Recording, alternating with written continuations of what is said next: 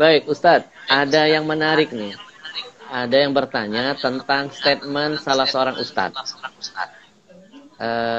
yang menyebutkan katanya kaidah umum nasab keturunan itu dari pihak laki-laki atau ayah, bukan dari wanita atau ibu. 3 putra Nabi Shallallahu Alaihi Wasallam, Qasim, Abdullah, dan Ibrahim, diwafatkan Allah ketika balita. Jadi sudah tidak ada lagi keturunan Nabi Shallallahu Alaihi Wasallam. Yang ada sekarang adalah keturunan Hasan dan Husain cucu Nabi, yang nasabnya ke Ali bin Abi Thalib, bukan kepada Rasulullah. Ini statement yang diungkap oleh salah seorang ustadz. Gimana menurut antum? Ustadz _Yuke _Sumeru. Jadi berarti ya itu diragukan keustatannya. Berarti belum ustadz. Kalau statement begitu berarti belum makomnya ustadz. Mengapa? Memang ya untuk urusan nasab itu melalui laki-laki.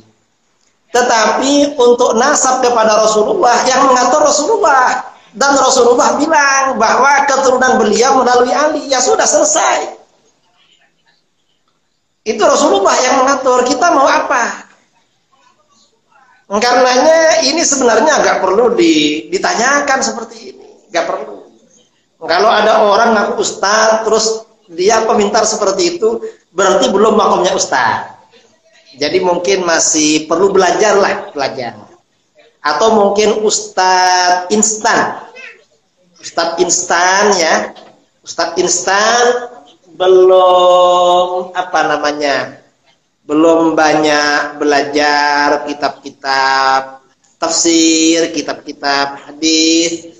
Karena memang ya di dalam kitab-kitab hadis ya diterangkan dalam kitab tafsir ya, ketika menafsirkan surah Al-Ahzab itu juga ada keterangan seperti itu. Di kitab-kitab sirah, di kitab-kitab hadis juga ada keterangan seperti itu. Jadi keturunan Hasan dan Husain, Sayyidina Hasan dan Sayyidina Husain ke bawah itu termasuk Ahlul Bait. Dan memang Ahlul Bait Rasulullah yang melalui Sayyidina Ali memang. Itu Rasulullah yang mengatur. Jadi ini sudah selesai sebenarnya.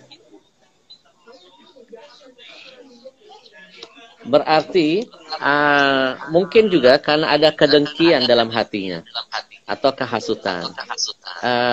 Bisa nggak orang yang begini termasuk kategori yang menganggap bahwa Nabi itu abtar?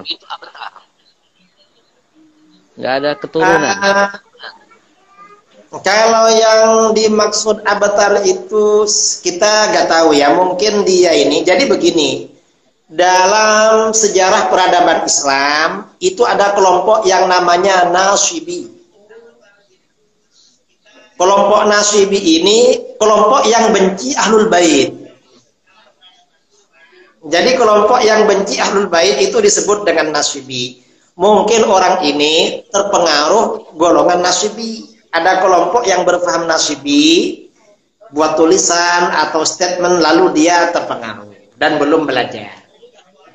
Dan saya kira dia kalau seperti ini dia gak tahu. Saya rasa dia belum tahu penafsiran inna syari'aka huwal abtar.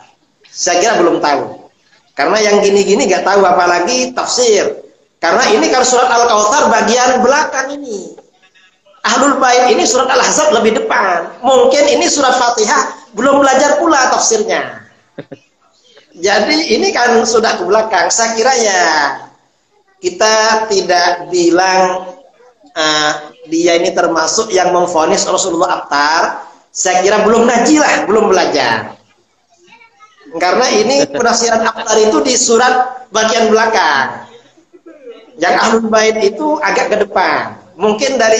Mungkin surat Fatihah belum tahu juga penafsirannya. Karena dia nggak tahu. Iya. Terus apa hukumnya kalau dia sampai mengatakan bahwa tidak ada lagi keturunan Nabi, sudah tidak ada lagi? Ya, dia hukumnya haram, dosa besar dia itu. Gak boleh seperti itu, karena dia bukan ahli ilmu tapi berfatwa. Orang yang bukan ahli ilmu lalu berfatwa, itu dosanya lebih besar daripada berzina dan mencuri. Kata Imam Ghazali dalam Ihya Ulumuddin, orang awam itu seandainya berzina atau mencuri itu lebih bagus daripada dia berfatwa. Ya, termasuk ustadz yang statement tadi itu. Jadi dia belum belajar. Kalau seandainya Nabi, laukana Rasul bainana, menghadapin orang-orang yang berpikiran picik begini, mungkin sudah turun surah khusus buat dia. Ya, sama seperti surat yang diturunkan buat orang yang menghina Nabi. Allah itu sangat menjaga betul perasaan Nabi SAW. Ya, itu surat Al-Abtari itu orang Quraisy ya, ada orang musyrik dari Quraisy yang bilang begitu. Akhirnya turun surat itu. Ada lagi statementnya yang kurang enak, dengan segala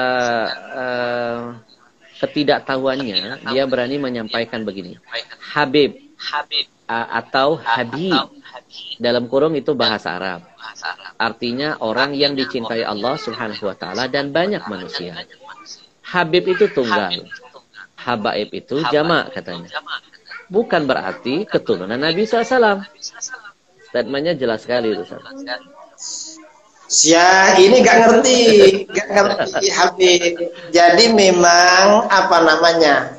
Seperti disebutkan oleh Sayyid Muhammad Murtadha Az-Zabidi dalam Tajul Arus min Jawahiril Qamus, istilah Habib ini awal mula kan digunakan untuk keturunannya Sayyid Abdullah Al-Idrus.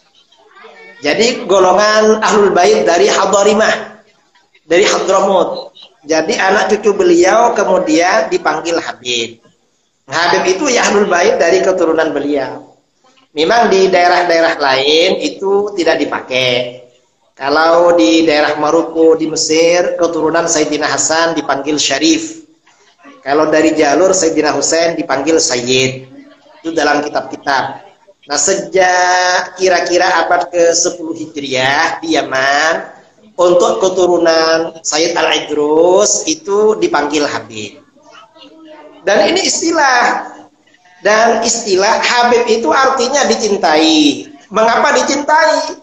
Ya karena memang para habaib yang dari Yaman dulu itu selain mereka memang ahli ilmu, mereka juga orang yang bersih, orang-orang sufi, orang cinta pada mereka. Akhirnya mereka dipanggil Habib. Dan sampai sekarang anak cucunya juga dipanggil Habib juga. Ini istilah sebenarnya. Coba dibaca di kitab Tajul Arus, itu yang siapa yang pertama kali dipanggil Habib. Ada dijelaskan itu. Kira-kira sejak abad ke-10 Hijriah itu. Dan mungkin Habibana lebih tahu masalah ini. Baik. Jadi dia kan istilah saja Habibana. Iya. Gak ngerti. Betul. Jadi istilah itu jangan dikarang, tapi dipelajari itu bagaimana ceritanya gitu. Iya, artinya harus komprehensif, tidak hanya berani menyampaikan istilah satu arah, tapi tidak menjelaskan seperti tadi, kan berbeda. Malaysia Sayyid, Malaysia itu terkenal as-Sayyid. Kalau ya, ada Khan, ada di negara mana itu dipanggil Khan ya? Di India ya, India Pakistan. Ya. Pakistan. Jadi kalau di masa-masa klasik itu, kalau keturunan Sayyidina Hasan dipanggil Syarif atau Ashraf. Kalau Sayyidina Husain dipanggil Sayyid. Kemudian sejak kira-kira abad ke-10 ada istilah Habib di kalangan Alawiyin, Hadarimah, Hadramaut. Itu perkembangan istilah itu, dan itu biasa dalam peradaban manusia, seperti itu biasa. Jadi gak perlu ditimbulkan persoalan. Kita ini ya perlu tahu lah sejarahnya bagaimana. Lalu dibuat statement ya untuk apa namanya? Untuk menyampaikan ketidaksukaan. Nah itu justru itu tidak bagus itu. Betul. Dari statement bisa disimpulkan ada narasi kedengkian, kehasutan dan kebencian. Betul. Ya, dan ini mungkin pelajaran buat kita untuk selalu menjaga hati. Kalau kita nggak bisa mencintai, jangan kita membenci.